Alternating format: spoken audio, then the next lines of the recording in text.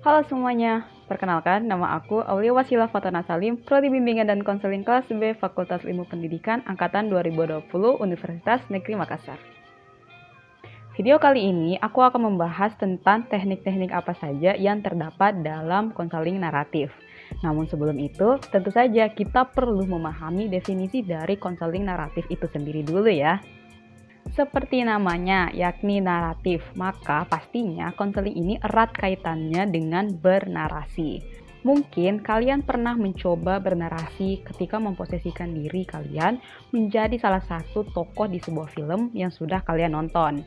Coba bayangkan apabila kamu menjadi tokoh utama pada sebuah film yang isinya menceritakan tentang kisah hidup kamu juga.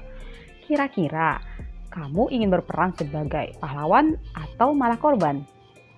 Tokoh pencetus utama konseling naratif adalah Michael White yang dikembangkan bersama David Epstein pada tahun 1980. Awalnya, konseling naratif ini dilakukan dalam konseling keluarga dan diterapkan pada orang aborigin.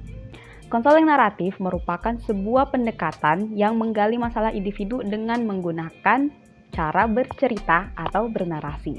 Konseling naratif berusaha untuk mengeksplorasi pengalaman manusia melalui cerita konseli yang dibawakan ke dalam proses konseling. Bercerita dapat mengatur pikiran kita, membantu kita menemukan makna dan tujuan, serta membangun identitas kita di dunia yang bisa saja membingungkan dan rumit. Karena itu, penting untuk menyadari kisah apa yang kita ceritakan pada diri sendiri maupun orang lain ketika kita berbicara tentang kehidupan. Maksudnya kehidupan diri kita sendiri. Baiklah, jadi sebagai seorang konselor, apa saja sih teknik-teknik dalam konseling naratif ini? Yuk kita bahas bersama. Tugas konselor di teknik ini adalah membantu siswa untuk mengembangkan dan mengungkapkan kisahnya dengan bahasa atau ekspresi konseli itu sendiri. Jadi di sini konseli diminta untuk menuliskan suatu cerita tentang masalah yang sedang ia hadapi. Dituliskan sesuai dengan gaya mereka sendiri. Mengapa perlu ditulis? Nah, karena dari sini bisa memberi mereka peluang untuk menemukan makna, menemukan kesembuhan, dan membangun kembali identitasnya.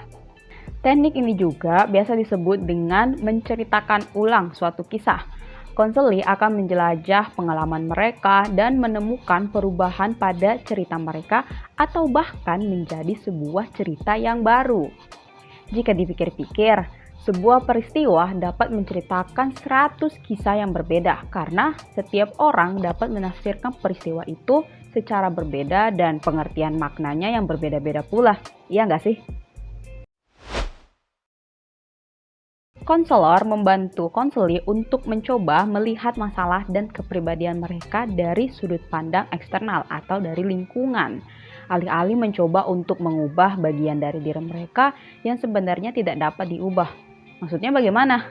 Teknik ini bermaksud untuk memisahkan jati diri konseli yang sebenarnya dengan masalah yang konseli rasakan. Masalah mereka itu dianggapkan sebagai masalah dari luar atau eksternal. Jadi bisa diartikan masalahnya itu bukan dari mereka sendiri atau dari jati diri mereka. Dirasakan seperti terpisah atau tadi eksternal. Contohnya, jika kamu memiliki kepribadian pemarah, maka kamu perlu secara total merubah sesuatu tentang dirimu untuk mengatasi masalah ini. Akan tetapi, jika kamu adalah orang yang biasanya bertingkah agresif atau marah dengan mudah, maka kamu perlu mengubah situasi atau perilaku seputaran masalah tersebut. Mungkin kata seorang pemarah dan mudah marah terasa sama artinya. Namun sebenarnya ada perbedaan yang menonjol antara pemikiran seseorang yang melabeli dirinya sendiri sebagai orang yang bermasalah dengan orang yang terlibat dalam suatu perilaku yang bermasalah. Bisa ditangkap? Konseli bisa saja cukup kesulitan awalnya untuk menyerap maksud dari kata teknik ini. Jadi Sebagai seorang konselor, langkah awal yang perlu kamu lakukan adalah mendorong konseli agar tidak perlu terlalu mementingkan diagnosis atau label yang mereka buat sendiri. Beritahu mereka bahwa mereka semua berdaya untuk memisahkan diri dari masalah mereka dan membiarkan mereka memiliki kendali yang lebih besar terhadap identitas mereka. Teknik ini melibatkan pemecahan masalah yang dibuat lebih kecil, lebih spesifik, agar lebih mudah untuk dipahami dan diatasi. Melakukan dekonstruksi digunakan agar dapat mengurangi generalisasi yang berlebihan, sehingga konselor bisa mengklarifikasi apa inti masalah yang konseli ceritakan.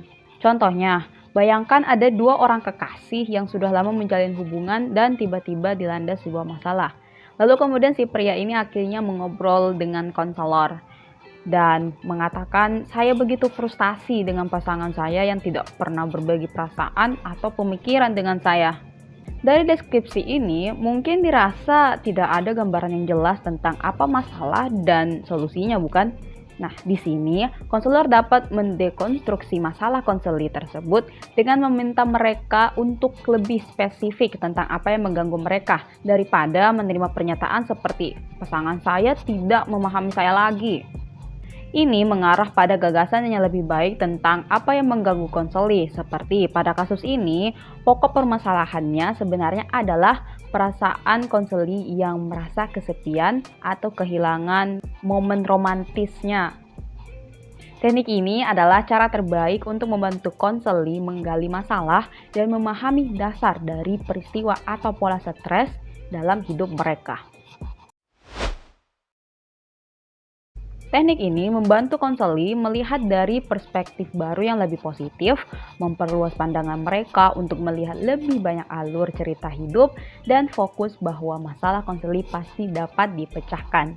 Teknik ini melibatkan perubahan alur cerita sendiri. Dalam terapi naratif, konseli bertujuan untuk membangun alur cerita pada pengalaman mereka yang menawarkan makna atau memberi mereka identitas yang lebih positif. Contohnya, ibarat sebuah buku yang mengalihkan sudut pandang dari satu tokoh ke tokoh lainnya. Hidup kita juga pasti memiliki banyak rangkaian narasi yang dilihat dari perspektif yang berbeda-beda pula, sama seperti tokoh-tokoh yang ada dalam buku tersebut. Teknik ini mungkin terdengar seperti menghindari masalah, tetapi sebenarnya teknik ini hanya menata ulang masalah. Lagi pula, hidup kita kan tidak dibatasi oleh satu cerita atau pengalaman saja. Ada begitu banyak hal yang berpotensi yang bisa kita ikuti yang lebih bermanfaat daripada pengalaman-pengalaman lainnya. Sebagai seorang konselor, kamu dapat memperkenalkan teknik ini dengan mendorong konseli untuk mengejar alur cerita baru. Secara umum, eksistensialis berarti percaya bahwa di dunia ini tidak ada makna yang melekat. Oleh sebab itu, kita sendirilah yang harus menciptakan makna dari kehidupan ini.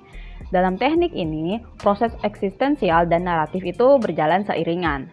Konseling naratif mendorong individu untuk menemukan makna dan tujuan mereka daripada mencari kebenaran mutlak yang belum tentu seirama dengan diri mereka sendiri. Baiklah, itulah tadi 5 teknik dalam konseling naratif. Bagaimana? Menarik bukan konseling naratif ini? Kalau begitu, cukup sekian jumpa kita kali ini. Semoga bermanfaat dan mohon maaf bila ada kekeliruan ya. Aku harap kita bisa bertemu lagi di video lainnya. Dan sampai jumpa!